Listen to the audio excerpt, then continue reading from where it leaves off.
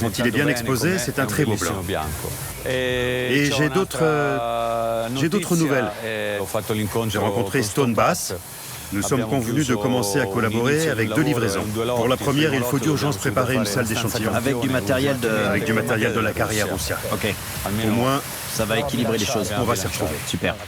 Le nouveau projet apporté par Paolo concerne la production de revêtements pour salle de bain de luxe pour une société italienne. Ils ont besoin du matériau rapidement. On a déjà quelque chose à l'usine? Oui, il y a déjà quelque chose ici en stock qu'on peut commencer à utiliser, je pense. J'ai contacté cette société parce que je savais qu'elle était très performante dans la préfabrication de modules de salles de bain de luxe. Au moins, j'ai pu nous trouver un excellent client, un bon client. Paolo a fait un excellent travail.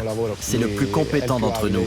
Les plus récents marbres de la carrière Russia conviendront certainement pour ce projet.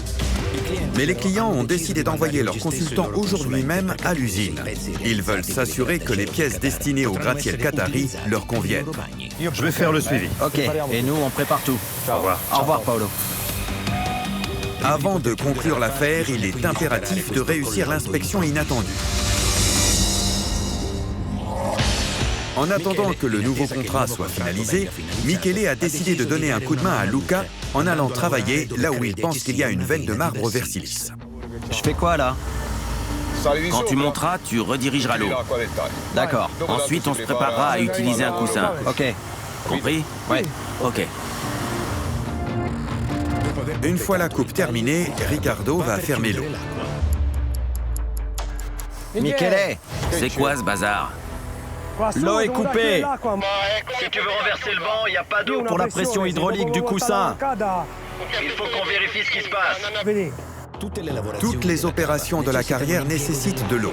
Sans eau, impossible de reprendre le travail. Attends, je vérifie avec Enrico à la carrière Russia. Enrico, tu me reçois? Je te reçois, oui. Dis-moi, il y a de la pression en bas? J'ai envoyé Ricardo Faire le basculement et il dit qu'il n'y a pas d'eau, aucune pression. C'est comment en bas? C'est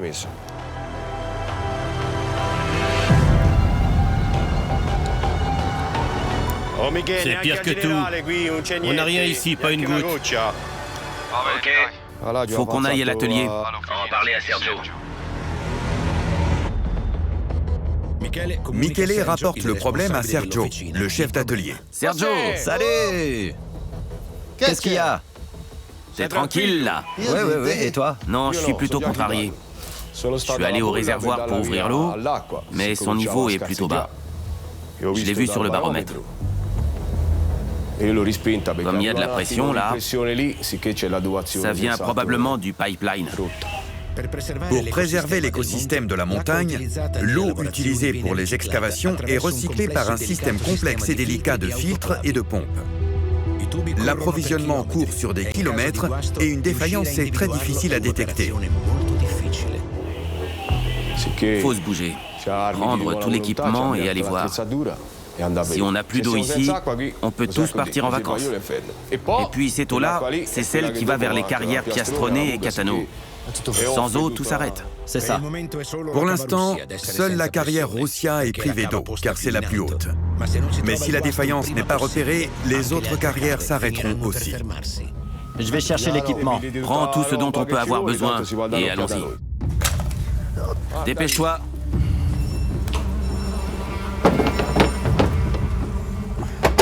Michele et Sergio partent en mission. Ils doivent inspecter l'ensemble du réseau à la recherche du problème.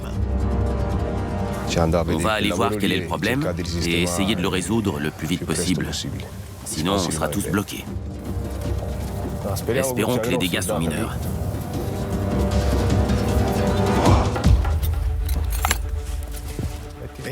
Pour inspecter le réseau d'approvisionnement, ils empruntent des chemins de montagne étroits et escarpés. Est-ce qu'on descend par ici pour gagner du temps? Est-ce qu'on revient sur nos pas? Parce qu'il faut passer là-dessous. C'est plus facile de passer par là.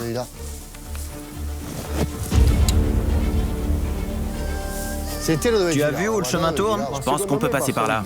Allons-y alors. Ici, c'est encore pire. Hein? C'est encore pire ici. Je crois qu'on va devoir descendre comme les chèvres. Parviendront-ils à trouver la fuite avant que toutes les carrières ne soient à sec? Michele et Sergio sont dans les hauteurs à la recherche de la fuite d'eau. S'ils ne veulent pas que toutes les carrières arrêtent la production, ils doivent agir rapidement. Ce n'est pas à Michele de faire ce genre de réparation, mais son sens des responsabilités et son éthique professionnelle l'obligent à intervenir au moindre problème.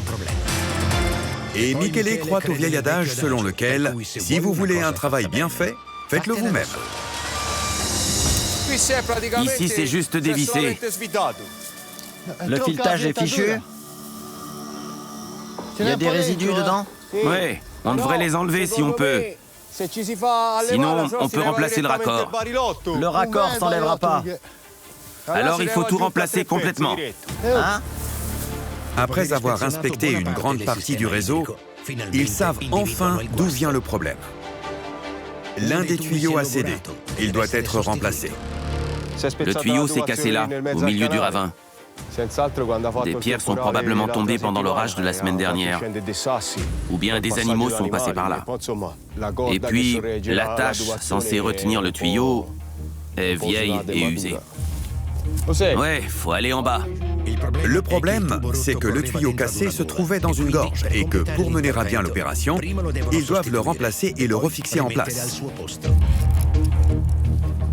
Et le temps presse. Je vais le faire.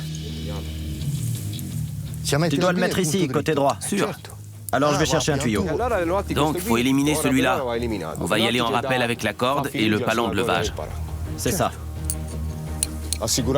Après avoir sécurisé la corde de rappel, on va faire descendre le tuyau jusqu'au point de rupture. Et en descendant, on installera le nouveau tuyau. On remplacera les pièces manquantes ou cassées. Avec un peu de chance, on devrait n'avoir à descendre qu'une seule fois pour effectuer le raccord.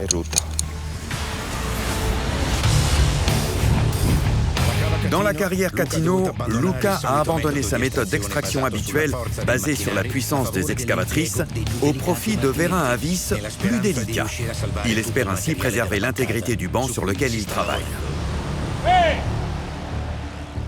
Si ça tombe, il faut mettre un fer.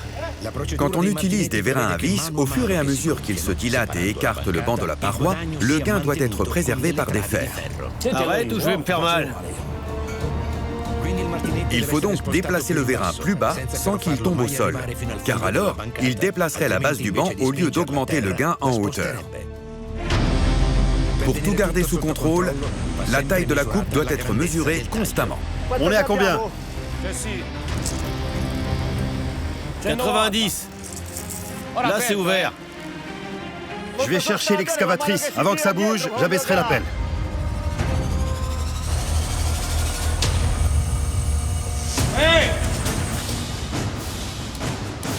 Une fois le vérin dilaté au maximum de sa capacité, il faut le remplacer par un plus grand. Mettons-le un peu plus bas. C'est fait. Le petit vérin à vis a terminé son travail, il va être remplacé. Oh, on insère le plus grand? Si tu peux, oui. Et je récupère le petit. Pour ce faire, Luca doit utiliser l'excavatrice, guidée par son équipe.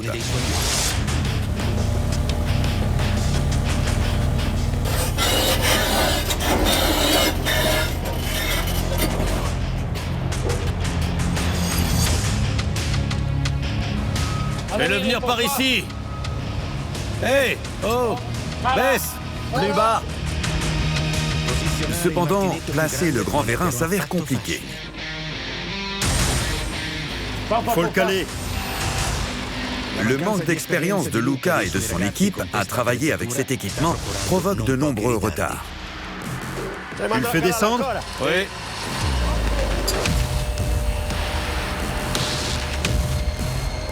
Quel boulot pour un fichu vérin à vis, bon sang.